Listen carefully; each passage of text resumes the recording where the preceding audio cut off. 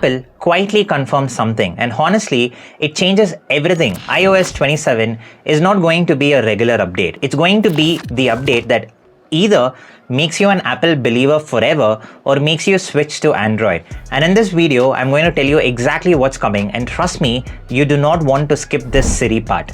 What's up everyone? Welcome back to the channel. If you're new here, we talk tech in plain language, no corporate nonsense, no PhD required. So, iOS 27. Apple hasn't officially announced it yet. The big reveal happens at WWDC on June 8th. But leaks and reports from trusted insiders have already painted a very clear picture. And honestly, some of it is exciting, some of it is also long overdue, and one part of it is a little scary. So let's get on to it.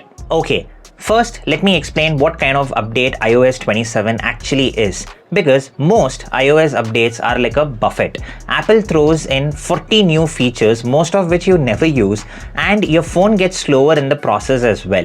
iOS 27 is not that. Bloomberg's Mark Gurman, who literally has a better track record predicting Apple's moves than Apple's own employees, described iOS 27 as a Snow Leopard update.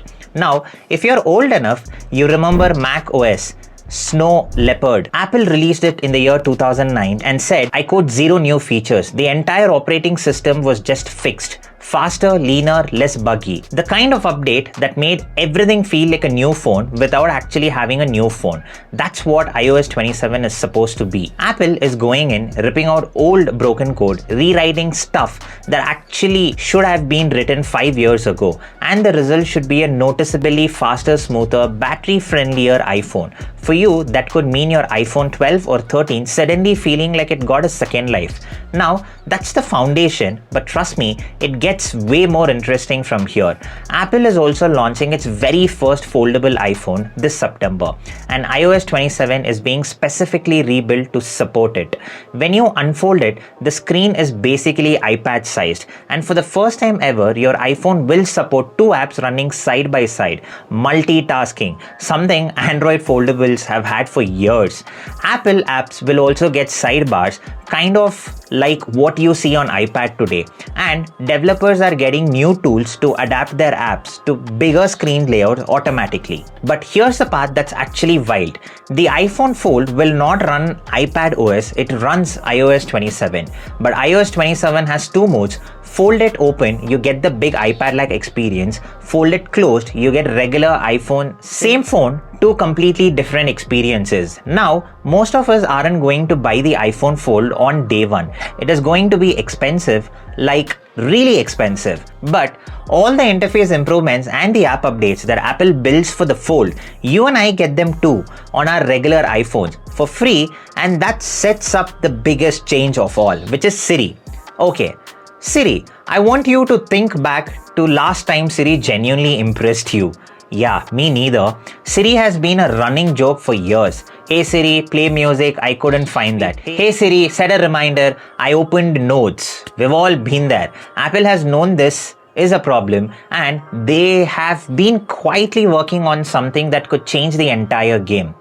iOS 27 is bringing a completely new version of Siri, not an update, a complete reinvention. The new Siri will actually know your life. It'll read your emails, your messages, your files, and it'll even connect the dots. So instead of typing into the search bar, you can just say, find the email where Eric mentioned ice skating, and Siri will find it. Or, what's my passport number? And it'll pull it from your saved documents. You can also say, please take me to the middle class breaker, and it'll actually do it. This is the kind of thing that ChatGPT and Gemini can't do because they don't have access to your personal data. Siri lives on your phone, and that's actually a massive advantage when it works. Siri will finally be able to move files between apps, edit a photo and send it, give you directions to your home, and share your ETA all in one voice command. And then there's the chatbot. Apple is building a full Siri chatbot, a dedicated app that looks and feels like ChatGPT or Claude. You can have a full back and forth conversations with it. It can search the web, summarize documents, generate images, write content. But here's the thing that made me stop and read it twice. Apple is apparently partnering with Google using a custom AI model built in collaboration with Google Gemini team to power some of these features. Apple and Google working together on Siri. If that doesn't tell you how serious Apple is about AI right now, I don't know what will. And wait, there's more. Apple is also opening Siri up to third-party chatbots. Claude, Gemini, ChatGPT, they're all going to be able to plug into Siri. There's going to be an entire extension section in App Store just for AI integration. So basically, Siri becomes the hub. You choose which AI brain powers it. Alright, there's a bunch of other stuff coming in iOS 27 that's worth knowing about quickly. The first thing is Photo app, AI editing tools. There's new Apple Intelligence editing section with 3 tools. Extend, it fills a scenery beyond the original crop of your photo. The second one is Enhance, auto fixes color and lighting with just one tap. The third one is Reframe, for spatial photos it lets you change the perspective after you have taken the shot. The next app is Shortcuts app. You'll be able to just describe what you want a shortcut to do in plain English and Siri will build it for you. No more going through 10 menus trying to figure out. The next thing is the keyboard. The autocorrect is getting smarter. Instead of just fixing spelling, it could smart suggesting better words for you, like inbuilt Grammarly. That one's being tested, so we'll see. Home screen, finally, undo and redo options when you're editing your home screen. It sounds small, but if you're ever accidentally moved 15 amps and wanted to cry, you know why this matters.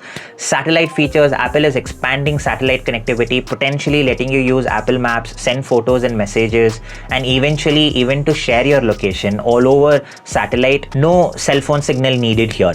And there's rumor of an AI-powered calendar app and some kind of health AI features, though those got scaled back from what Apple originally planned. One more thing you need to know, device compatibility. iOS 27 is expected to drop support for iPhone 11, 11 Pro and the second generation of iPhone SE. So if you're on iPhone 12 or newer, you should be fine. The official reveal is at WWDC on June 8th. The developer beta usually drops the same day. Public beta comes in July and the final release hits in September, right alongside the new iPhones. So we are few months away from actually seeing all of this in action. Here's my honest take. iOS 27 is shaping up to be the update Apple should have shipped 2 years ago from the AI wave started, but better late than right. The Snow Leopard focuses on performance is smart, the Siri overhaul is a long overdue, and the iPhone Fold integration is genuinely exciting. Even if most of us won't buy one immediately, the one thing I'm watching closely, whether the actual Siri works as good as the rumored Siri, because Apple has been promising AI features for the past 2 years and delivering them very slowly. June 8th will answer a lot of these questions, and if you want me to cover the WWDC keynote, live and break it all down on the same day, drop a comment below saying iOS 27 and I'll make it happen. And if you found the video useful, share it with one person in your life who doesn't understand why people care so much about iPhone updates. Please go ahead and like and also subscribe, and I'll see you in the next one. Peace.